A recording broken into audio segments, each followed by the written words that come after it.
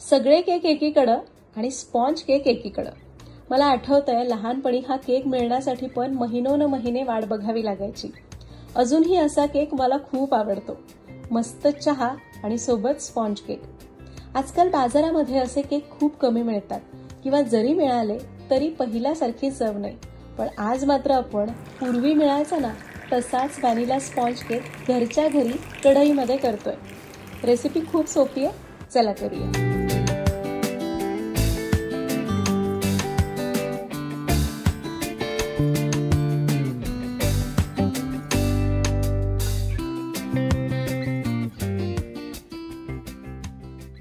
नमस्कार, सरिताच्या स्वयंपाकघरात म्हणजेच आपल्या सरिताज किचनमध्ये आज आपण एकदम परफेक्ट टेक्स्चर असलेला मऊसूत व्हॅनिला स्पॉन्ज केक कसा करायचा ते बघणार आहोत. मस्त मऊसूत असा व्हॅनिला स्पॉन्ज केक ज्याची सर कुठल्याही आयसिंगच्या केकला म्हणजे जे क्रीम लावून केलेले केक असतात ना त्याला येणार नाही. कारण पर्सनली हा स्पॉन्ज केक मला खूप आवडतो. आणि हा स्पॉन्ज केक म्हणजे काय असतो तर आपण जे आयसिंग किंवा क्रीम लावून केक करतो ना त्याचाच तर बेस असतो. आत्ता प्रीमिक्सेस वगैरे निघालेले आहेत पण पूर्वी हा मैद्यापासूनच तर केला जायचा किंवा अजूनही बरेच जण असा स्पॉन्ज केक करतात. तर असा गरमागरम चहा आणि सोबत असा क्रीम वगैरे नसलेला हा मस्त स्पॉन्ज केक असेल ना तर दुसरे कशाची सुद्धा गरज नाही आहे. तर आज आपण रवा गव्हाचं पीठ असं काहीही न वापरता प्युअर ऑथेंटिक पद्धतीचा मैद्याचा वापर करून केलेला मऊसूत स्पॉन्ज केक कसा करायचा ते बघणार आहोत. इथं मी अंड्याचा वापर केला आहे. तुम्हाला अंड वापरायचं नसेल तर काय वापरायचं हे सुद्धा पुढे सांगणार आहे. तर हा परफेक्ट व्हॅनिला स्पॉन्ज केक करण्यासाठी साहित्य काय लागणार आहे ते आधी बघूयात. त्यासाठी आपल्याला लागणार आहे 1.5 कप मैदा. 1.5 कप मैद्यासाठी 3 अंडी लागणार आहेत. 1/4 कप तेल, 1/4 कप पिठी साखर, 1/2 कप दूध हे उकळून गार करून घ्यायचं आहे. 1.5 टीस्पून बेकिंग पावडर लागेल आणि 1 टीस्पून व्हॅनिला एसेन्स. तर हा स्पॉन्ज केक करण्यासाठी इथं मी एक मिक्सिंग बोल घेतला आहे आणि आपण ही जी अंडी घेतलेली आहेत ही अंडी याच्यात फोडून घालायची. तर प्रमाण बघा 1.5 कप मैदा असेल ना तर 3 अंडी लागणार म्हणजे अर्ध्या कपाला 1 अंड. 3 अंडी बोलमध्ये घेतली तर यामध्ये आपल्याला घालायचं आहे व्हॅनिला इसेन्स 1 टीस्पून. आता इथे माझ्याकडे हा विस्कर आहे, इलेक्ट्रिक विस्कर. त्याने आपण याला थोडंसं व्हिस्क करून घेऊ. तर हे बघा याला मी साधारण 1 ते 2 मिनिटासाठी असं व्हिस्क करून घेतलं आहे. आता यामध्ये घालायची पिठी साखर. तर साखर तुम्ही आवडीप्रमाणे कमी जास्त करू शकता पण हे अगदी योग्य प्रमाणे, कारण व्हॅनिला स्पॉन्ज केक असा खूप गोड चांगला लागत नाही कारण आपण शक्यतो तो चहासोबत घेतो ना त्यामुळं. साखर घातली. आता याला परत चांगलं असं फोमी टेक्स्चर येईपर्यंत व्हिस्क करायचं आहे. इथं मी हा इलेक्ट्रिक विस्कर वापरते. तुम्ही पाहिजे तर हाताने करू शकता, फक्त त्याला वेळ थोडा जास्त लागतो. तर एक 2 ते 3 मिनिटं मी याला विस्करने व्हिस्क केले आणि हे बघा असं फोमी टेक्स्चर आलं आहे म्हणजे असं छान याच्यावर फोम आला आहे म्हणजे फेस आलेला आहे. आता यामध्ये आपल्याला घालायचं आहे तेल. तुम्ही तेलाऐवजी पातळ करून घेतलेलं तूप किंवा बटर घातलं तरी चालेल. तेल घातलं. आता याला फक्त मिक्स होण्यापुरतं म्हणजे अगदी मिनिटभरासाठी व्हिस्क करून घेऊ. तुम्ही हाताने करत असाल तरीसुद्धा अगदी अशीच प्रोसेस आहे, फक्त वेळ थोडासा जास्त लागू शकतो. तर तेल घालून याला मी अगदी 1-2 मिनिटासाठी व्हिस्क केलं. आणि हो, मगाशी मी तुम्हाला सांगायचं विसरलं, जर तुम्हाला अंडी वापरायची नाही आहे तर तुम्ही याच्याऐवजी 1/4 कप दही वापरलं तरी चालेल, फक्त ते दही आंबट नसावं. आता याला आपण चांगलं व्हिस्क केलं आहे. या बोलवर एक चाळणी ठेवली, त्यावर आपल्याला मैदा घ्यायचा आहे. या मैद्यामध्येच घालायची बेकिंग पावडर. इथं आपण बेकिंग सोडा वापरत नाही आहोत तर बेकिंग पावडर वापरतोय कारण सोड्यामुळे ना थोडासा एक वेगळा फ्लेवर किंवा वेगळी चव त्या स्पॉन्जमध्ये येते, पण बेकिंग पावडरमुळे असं होत नाही. शिवाय बेकिंग पावडर स्पॉन्ज फुलवण्याचं काम तर करतोच, शिवाय त्याला मऊसूतपणा पण देतो. आता हे दोन्ही आपण याच्यामध्ये चाळून घेऊ.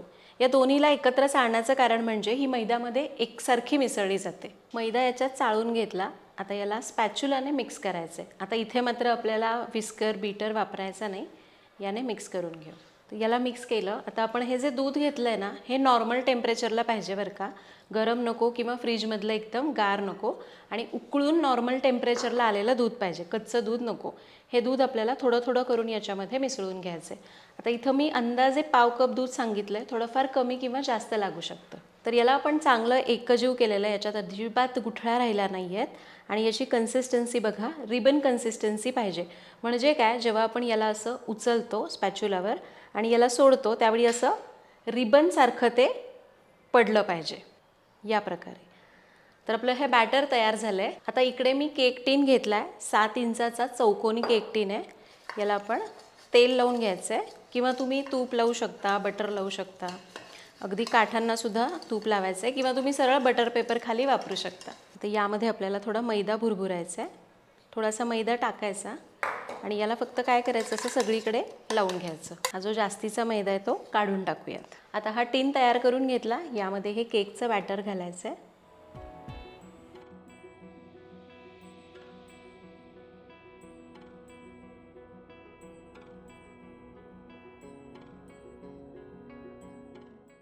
तर बॅटर आपण याच्यात ओतून घेतलं, याला टॅप करून घेऊ. आता केक बेक करण्यासाठी या मोठ्या कढईमध्ये मी मीठ पसरवलं आहे, मध्ये रिंग ठेवलेली आहे आणि याला मी 5 मिनटं मंद आचेवर गरम करायला ठेवलं होतं. झाकूनच गरम करायला ठेवायचं म्हणजे लवकर तापते. यामध्ये हा केक टीन ठेवूयात, याच्यावर झाकण ठेवायचं आणि याला एकदम कमी आचेवर, अजिबात गॅस मोठा नको, मध्यम नको, एकदम कमी आचेवर 35 ते 40 मिनिटांसाठी बेक करायचं. आता हा जो बेकिंग टाईम आहे तो तुमच्या केकचा लेअर किती जाड आहे, पातळ आहे त्याच्यावर कमी जास्त होऊ शकतो. त्यामुळं एक 20 मिनिट झाली की चेक करून बघा. फक्त पहिले 10 ते 12 मिनटं याला अजिबात उघडायचं नाही, नाहीतर मग बेकिंग पावडर तिचं काम करत असते आणि आपण त्याला उघडलं की बाहेरची हवा आत जाते आणि केक व्यवस्थित राईज होत नाही, म्हणजे फुलत नाही. आणि जर तुम्हाला हेच अवनमध्ये करायचं असेल तर प्रीहीटेड अवनमध्ये 180 डिग्रीला हा 30 मिनिटांसाठी किंवा तयार होईपर्यंत बेक करून घ्यायचा. तर साधारण 35 मिनिट झालेली आहेत, याला चेक करूयात. मी मध्ये 25 मिनिटांनी चेक केलं होतं आणि आपण सुरी रोवून बघूयात. तर हे बघा, सुरी एकदम क्लीन येते आहे, खाली अजिबात याला ओलसर काही लागत नाही आहे. याचा अर्थ केक व्यवस्थित बेक झालेला आहे आतपर्यंत. आणि हा केक बघा असा वर फुगलेला आहे, कारण हा टीन थोडासा लहान आहे. तुम्ही अजून थोडा मोठा टीन, साधारण एक 8 इंचाचा टीन वापरला तर एवढं प्रमाण अगदी व्यवस्थित बसेल. पण माझ्याकडे मोठी कढई नव्हती म्हणून मी हा टीन वापरला. आता गॅस केला आहे मी बंद आणि याला बाहेर काढून पूर्ण गार करून घेऊ. तर आपला केक आता पूर्ण गार झाला आहे आणि याचा स्पॉन्ज तुम्हाला दाखवते. तर हे बघा किती मस्त स्पॉन्ज आलेला आहे. केक एकदम मऊसूत झालेला आहे आणि कडा बघा अशा हलक्याशा तांबूस झाल्यात. आता आपण काय करू, गार झाल्यावर याच्या कडा मोकळ्या करून घेऊ. कडा मोकळ्या केल्या, तुम्हाला पाहिजे तर हा जो फ्लॅट करण्यासाठी हा वरचा भाग काढून टाकू शकता आणि याला काढून घेऊ. वाव, तर बघा मस्त स्पॉन्ज केक आला आहे, तयार झाला आहे आणि याचा रंग किती मस्त आला तुम्ही बघू शकता. स्पॉन्ज केकला ना हा ब्राऊन पार्ट असतो ना, त्यामुळं हा केक दिसायला पण छान दिसतो आणि चवसुद्धा खरंच खूप मस्त लागते. आता आपण याला कट करून घेऊ. तर मी काय करणार आहे, असं छान फोटो छान यावेत म्हणून हे वरचा जो स्लाईस आहे ना तो मी आधी काढून टाकते, याला प्लेन करते आणि मग याच्या स्लाईस करू. तर आधी मी याचा वरचा भाग काढून घेते.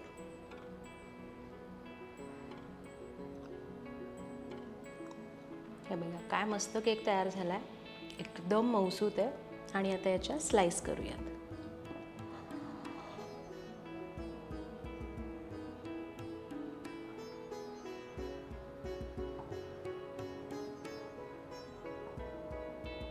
हे बघा काय मस्त स्पॉन्ज केक तयार झाला आहे आणि हे बघा इतका मऊसूत केक आहे आणि रंग बघा काय सुंदर रंग आलेला आहे. तो मस्त स्पॉन्ज केक तयार झाला आहे. लिटरली दातानी अगदी चावण्याची सुद्धा गरज नाही, इतका मऊसूत केक तयार होतो. आणि कट केल्यानंतर तुम्हाला याचं टेक्स्चर समजत असेल, अगदी व्यवस्थित बेक झालेला आहे. आणि याचं टेक्स्चर बघा एकदम मऊसूत झालेला आहे, अजिबात असा डेन्स झालेला नाही आहे किंवा चिकट झालेला नाही. मस्त असा स्पॉन्ज केक घ्यायचा, व्हॅनिला स्पॉन्ज केक, मग तो मैद्याचा असेल, रव्याचा असेल, कुठलाही असेल. असा मस्त मऊसूत स्पॉन्ज केक आणि सोबत गरमागरम वाफाळता चहा. संध्याकाळच्या वेळी हे कॉम्बिनेशन असेल ना, यापेक्षा अजून काय पाहिजे. तर तुम्ही पण अशा प्रकारे इथं सांगितलेली ही रेसिपी नक्की करून बघा. मी इथं अंड्याचा वापर केला आहे. तुम्ही दही वापरू शकता, पण खरं सांगते जर तुम्ही अंड खात असाल तर अंड नक्की वापरा, कारण अंड्याने कुठलाही पदार्थ खूप मऊसूत होण्यासाठी मदत होते. दहीसुद्धा तेच काम करतं, पण अंड्याच्या तुलनेमध्ये थोडंसं कमी. त्यामुळे तुम्ही दही वापरलं तर मऊ होणार, पण इथं सांगितलं ना इतका मऊ नाही होत, त्याच्यापेक्षा अगदीच किंचित, म्हणजे नकळत, अगदी काही खूप फरक पडत नाही. पण तुम्हाला अंड खायचं नसेल तर दही वापरून बघा, करून बघा ही रेसिपी. कमेंट्समध्ये सांगा की ती कशी वाटली. पुन्हा भेटूयात अशाच एका नवीन व्हिडिओमध्ये. तोपर्यंत धन्यवाद.